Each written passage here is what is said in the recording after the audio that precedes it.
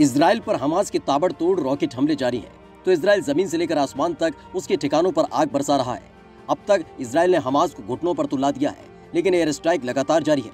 अपने सबसे मजबूत आतंकी संगठन हमास और इस्लामिक जिहाद को बिखरता देख फिलिस्तीन भी बौखलाया हुआ है। लिहाजा उसने संयुक्त राष्ट्र से लेकर इस्लामिक देशों से भी अपील की। दोस्तों, दुनिया में इस्लामिक देशों का एक सबसे बड़ा संगठन बना हुआ है, जिसका नाम है इस्लामिक सहयोग संगठन यानी OIC। इसमें दुनिया के 57 मुस्लिम देश शामिल हैं। फिलिस्तीनियों पर इजराइल के हमले के खिलाफ इन इस्लामिक देशों ने एकजुटता दिखाने के लिए बैठक बुलाई। इस आपात बैठक में आनन फानन में इजराइल की लानत मलानत भी की गई और गाजा में तुरंत हमले रोकने की मांग की गई। लेकिन हमेशा की तरह ये मुस्लिम देश कुत्तों की तरह आपस में ही झगड़ पड़े। बैठक में खुलकर इनके मतभेद सामने आ गए। दरअसल संयुक्त अरब अमीरात ने कुछ वक्त पहले ही इजराइल से दोस्ती की है। उसके बाद बहरीन, मोरक्को और सूडान ने भी UAE को देखा देखी इजराइल से दोस्ती का हाथ बढ़ाया, तो मिस्र और जॉर्डन ने भी इजराइल के साथ शांति समझौते कर लिए। अब इनकी उसी दोस्ती को इसी इस्लामिक सहयोग संगठन की बैठक में कई देशों ने गलत ठहराते हुए इनको भला बुरा कहने लगे, तो मामला बिगड़ गया और ये आपस में ही उलझ पड़े। यानी जिस काम के लिए मुस्लिम देश एकजुट थे वो खटाई में पड़ गया। लिहाजा दोस्तों, आपको इन देशों के नेताओं के बयान को ध्यान से सुनने की दरकार है कि आखिर इस मीटिंग में असली खिचड़ी क्या पकी। दरअसल दोस्तों, OIC में फिलिस्तीनियों के लिए अलग राष्ट्र बनाने और पूर्वी यरूशलेम को उसकी राजधानी बनाने की मांग एक बार फिर से दोहराई गई। इससे पहले सऊदी अरब ने अल-अक्सा मस्जिद में इजरायली सुरक्षा बलों की हिंसा और पूर्वी यरूशलेम से फिलिस्तीनियों को उनके घरों से बेदखल करने की योजना की कड़ी निंदा की।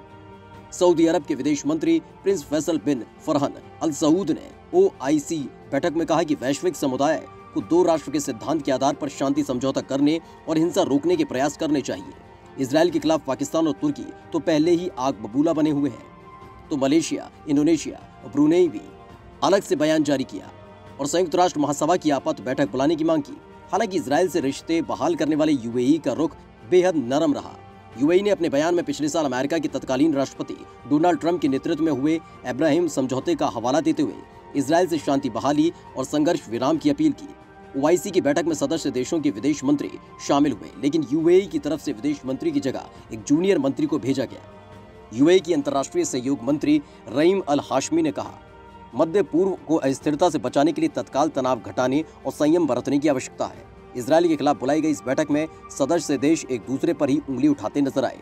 ईरान के विदेश मंत्री मोहम्मद जवाद जरीफ ने कहा, आज फिलिस्तीनियों का नरसंहार इजराइल के साथ रिश्ते सामान्य करने का ही नतीजा है। इजराइल की आपराधिक चरित्र की और नरसंहार करने वाली हुकूमत ने एक बार फिर से साबित कर दिया कि उसके प्रति दोस्ताना रुख उसके अत्याचारों को और बढ़ाएगा। इजराइल और फिलिस्तीन के बीच साल 2014 के बाद से सबसे भयानक हिंसा देखने को मिली है। पिछले एक हफ्ते से इजरायली सुरक्षा बल और फिलिस्तीनी चरमपंथी गुट हमास के बीच संघर्ष छिड़ा हुआ है। इजराइल के हमले से गाजा में भयंकर तबाही हुई। रिपोर्ट्स के अनुसार गाजा में अब तक 200 से ज्यादा फिलिस्तीनियों की जानें जा चुकी हैं, जबकि 1300 से ज्यादा लोग घायल हुए। इजराइल में 8 लोग मारे गए हैं। अफगानिस्तान के विदेश मंत्री हनीफ अतमर ने कहा, फिलिस्तीनी लोगों की हालत आज इस्लामिक दुनिया का सबसे बड़ा घाव है। तो तुर्की के विदेश मंत्री मेवलुत कावुसओग्लू ने भी इजराइल के साथ रिश्ते बहाल करने वाले देशों की आलोचना में ईरान का साथ दिया। हालांकि इजराइल के तुर्की के साथ राजनयिक संबंध कायम है। तुर्की के विदेश मंत्री ने कहा, यहाँ कुछ लोग हैं जिन्होंने अपनी नैतिकता खो दी है और इजराइल के लिए अपना समर्थन दिया है। अगर हमारे अपने ही परिवार में आधे अधूरे मन से बयान दिए जा रहे हैं तो हम दूसरों की आलोचना कैसे करें? हमारी बातों को फिर कौन गंभीरता से लेगा? तुर्की के विदेश मंत्री ने फिलिस्तीनी नागरिकों की सुरक्षा सुनिश्चित करने के लिए अंतर्राष्ट्रीय व्यवस्था बनाने की मांग की। उन्होंने कहा कि इजराइल को उसके युद्ध अपराधों के लिए दोषी ठहराया जाना चाहिए और उसमें अंतर्राष्ट्रीय न्यायालय अहम भूमिका अदा कर सकता है। जरीफ ने भी इजराइल की कड़े शब्दों में आलोचना की। जरीफ ने इजराइल पर नरसंहार और मानवता के खिलाफ अपराध करने का आरोप लगाया। जरीफ ने कहा, वो इजराइल को लेकर गलती न करे। इजराइल सिर्फ प्रतिरोध की भाषा ही समझता है और फिलिस्तीन के लोगों को अपनी सुरक्षा करने का पूरा अधिकार है। पाकिस्तान के विदेश मंत्री शाह महमूद कुरैशी ने बैठक में मुस्लिम देशों से एकजुट होने की अपील की। कुरैशी ने कहा कि इजरायली हमलावरों और पीड़ित फिलिस्तीनियों को एक तराजू पर तोलना बिल्कुल गलत है। मुस्लिम देशों को फिलिस्तीनियों के लिए एकजुट होकर कदम उठाने चाहिए। कुरैशी ने कहा कि हर देश के इतिहास में एक निर्णायक फैसला होता है जिसे सदियों तक याद रखा जाता है और ये जरूरी है कि हम इतिहास में सही तरफ खड़े हों। कुरैशी ने कहा कि ये ऐसा ही एक ऐतिहासिक पल है और हमें इस अहम पड़ाव पर फिलिस्तीनियों को निराश नहीं करना चाहिए। फिलिस्तीन के विदेश मंत्री रियाद अल मलिकी ने इजराइल के साथ रिश्ते सामान्य करने वाले देशों की आलोचना की। उन्होंने बैठक में कहा कि अरब और फिलिस्तीनियों की जमीन से इजराइल का कब्जा हटाए बिना उनके साथ रिश्ते बहाल करना उसके अपराधों में हिस्सेदार बनना है।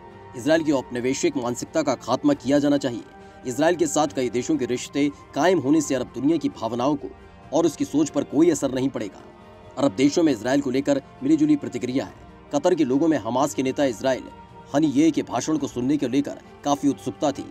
कतर के विदेश मंत्री और कुवैत के पार्लियामेंट स्पीकर ने हमास के नेता इस्माइल से बातचीत भी की, जबकि इजराइल से रिश्ते बहाल करने वाले बहरीन और यूएई क्षेत्र के बाकी मीडिया संस्थानों की तरह फिलिस्तीनी और इजराइल के बीच छिड़े संघर्ष को बड़े पैमाने पर कवर नहीं कर रहा है।